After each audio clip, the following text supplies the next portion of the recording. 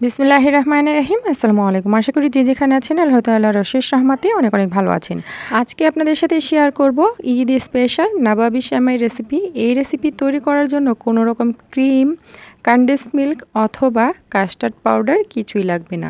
খুবই সহজভাবে রেসিপিটা শেয়ার করব, আশা করি ভালো লাগবে। প্রথমে চুলায় একটা প্যান বসিয়ে দিয়েছি, এর মধ্যে দিয়ে দিলাম 2 টেবিল চামচ পরিমাণে ঘি। এটা আমার ঘরে তৈরি খাঁটি গাওয়া ঘি। তো এরপরে দিয়ে দিলাম কাজু বাদাম এবং কিশমিশ। আপনারা চাইলে যে কোনো ড্রাই ফ্রুট পছন্দ মতো ব্যবহার করতে পারেন।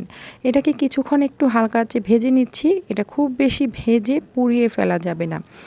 জাস্ট এটাকে কিছুক্ষণ ভেজে নেব। যখন কিশমিশগুলো একটু ফুলে উঠবে তখন বুঝতে হবে যে এগুলো ভাজা হয়ে গেছে। তো আমার এটা হয়ে গেছে, আমি নামিয়ে নিচ্ছি। নামিয়ে নেওয়ার পর এখন আমি এই ঘিয়ের মধ্যে দিয়ে দিব সেমাই। এখানে আমি 150 গ্রামের 2 প্যাকেট সেমাই ব্যবহার করেছি। এখানে মোট 300 গ্রাম সেমাই আছে।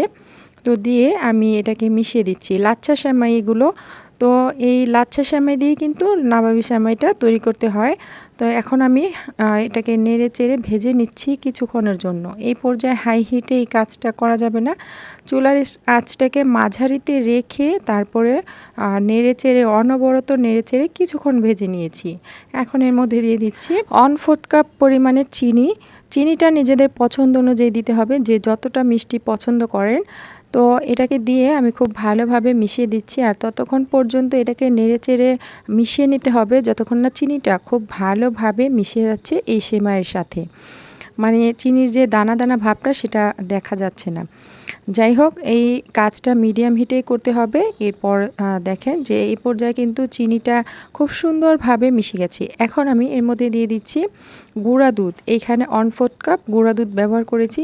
দিয়ে সুন্দরভাবে মিশিয়ে দিচ্ছি। আর এই পর্যায়ে খুব বেশিক্ষণ চুলা রান্না করা যাবে না। এই পর্যায়ে আমি চুলাটাকে অফ করে দিচ্ছি। আর হাঁড়ির যে গরমটা আছে ওইটা দিয়ে কিন্তু এটা সুন্দরভাবে হয়ে যাবে। তো গুঁড়া দুধ দেওয়ার পর খুব বেশিক্ষণ চুলায় রাখা যাবে না। এটা খুব ভালোভাবে মিশিয়ে নামিয়ে নিচ্ছি। এখন আমি এখানে 500 মিলি ফুল ক্রিম লিকুইড দুধ নিয়ে নিয়েছি। এর মধ্যে দিয়ে দিচ্ছি একদম উঁচু করে 1/4 কাপ গুঁড়া দুধ। গুঁড়া দুধটা যত বেশি ব্যবহার করবেন এটা টেস্ট তত ভালো আসবে। যেহেতু আমরা এখানে কোনো হেভি ক্রিম অথবা কোনো কাস্টার্ড পাউডার, কনডেন্স মিল্ক ব্যবহার করব না। তো এই যে ক্রিমটা সেটাকে সুস্বাদু করার জন্য অবশ্যই গুঁড়া দুধের পরিমাণটা একটু বেশি দিবেন। এরপর আমি কিন্তু এখানে 1/2 কাপ চিনি দিয়ে দিয়েছি। এরপর দিয়ে দিলাম 1 চিমটি লবণ। লবণটা দিয়েছি স্বাদের ব্যালেন্সটা ঠিক রাখার জন্য। যারা মিষ্টি খাবারে লবণ পছন্দ করেন না তারা স্কিপ করতে পারেন। এরপর 2টা এলাচ দিয়ে দিচ্ছি। এলাচটা দিলে খুব সুন্দর একটা ফ্লেভার আসে। আর যাদের হাতের কাছে ভ্যানিলা এসেন্স আছে তারা একটু দিয়ে দিবেন ভ্যানিলা এসেন্স। এতে করে খুব সুন্দর একটা ভ্যানিলা এসেন্সের ঘ্রাণ আসবে। কাস্টার্ড পাউডারে কিন্তু ভ্যানিলা ফ্লেভার থাকে। তো যাই হোক, আমি এখানে 1/2 কাপ দুধের মধ্যে 1/4 কাপ কর্নফ্লাওয়ার দিয়ে মিশিয়ে নিচ্ছি।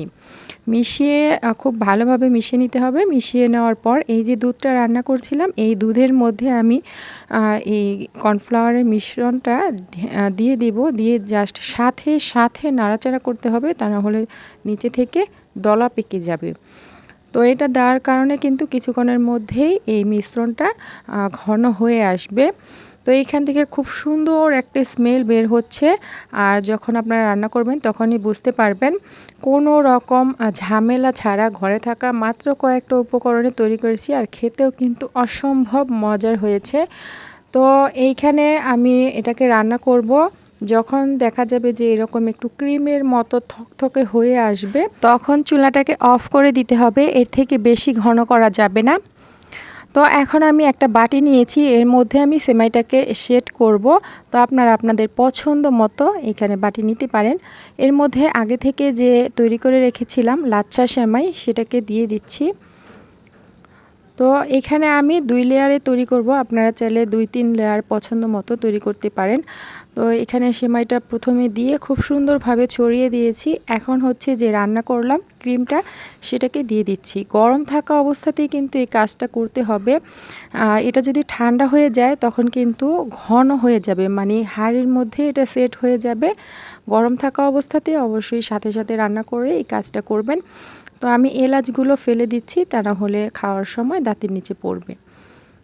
তো এই যে সুন্দরভাবে এটাকে আমি দিয়ে দিলাম, গরম থাকা অবস্থাতে এটা দিয়ে দিয়েছি। তো এটা দিয়ে দেওয়ার পর এখন উপর থেকে আমি আবার সেমাই দিয়ে দিব।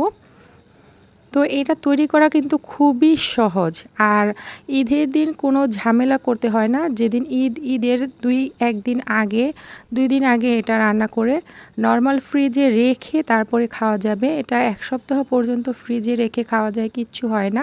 আর এটা খেতে কিন্তু অসম্ভব মজার। এর আগেও কিন্তু আমি শেয়ার করেছি, প্রতি বছরই এই রেসিপিটা শেয়ার করি। এটা খেতে এত ভালো হয়, বাচ্চারা তো অনেক অনেক পছন্দ করে।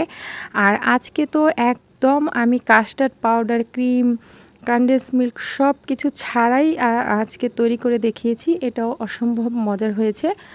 যাই হোক, আমি এই সেমাইটাকে উপরে দিয়ে দিয়েছি। দিয়ে দেওয়ার পর আগে থেকে যে ভেজে রেখেছিলাম বাদাম, কিশমিশ এগুলো দিয়ে দিয়েছি। আপনারা চাইলে এখানে আপনাদের পছন্দ মতো ড্রাই ফ্রুট ব্যবহার করতে পারেন। তো দিয়ে দেওয়ার পর এটাকে খুব ভালোভাবে ঢেকে নর্মাল ফ্রিজে কমপক্ষে 4-5 ঘন্টা রেখে দিতে হবে। এটা যদি রাতে তৈরি করে ফ্রিজে রাখেন সকালে খাওয়া যাবে। তো এটা রেখে দিতে হবে। এখন আমি দেখাচ্ছি ছোট ছোট কিছু বাটির মধ্যে এগুলোকে সেট করব, এই যে এরকম বাটির মধ্যে। তো একইভাবে কিন্তু সেমাইগুলো দিয়ে দিচ্ছি সবগুলোর মধ্যে। তো আজকের এই রেসিপিটা যদি একটু হলেও ভালো লেগে থাকে তাহলে লাইক, কমেন্ট, শেয়ার করতে ভুলবেন না। এই রকমই সহজ রেসিপি পেতে চ্যানেলটিকে সাবস্ক্রাইব করে নিয়মিত পাশে থাকবেন। আর যারা ফেসবুক পেজ থেকে দেখছেন তারা অবশ্যই পেজটাকে ফলো দিয়ে রাখবেন। তো এই যে আমি উপরে থেকে ক্রিমটাকে দিয়ে দিলাম।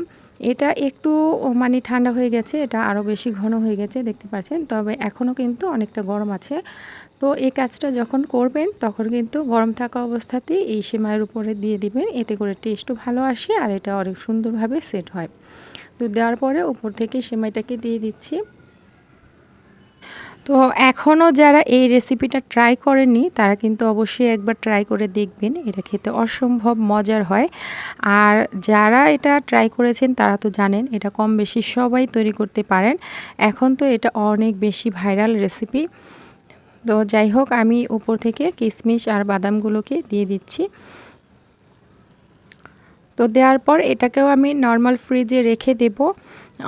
এটা আমি কিছুক্ষণ রাখার পর আপনাদেরকে দেখিয়ে দিচ্ছি। কমপক্ষে 4-5 ঘন্টা রেখে দিতে হবে, এরপর পরিবেশন করতে হবে, এতে করে টেস্ট আরও বেশি ভালো আসে।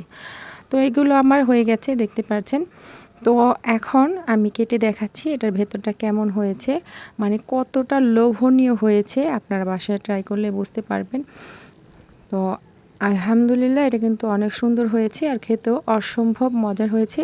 বাসায় ট্রাই করে দেখুন, আশা করি ভালো লাগবে। আজকে বিদায় নিয়ে নিচ্ছি, আল্লাহ হাফেজ।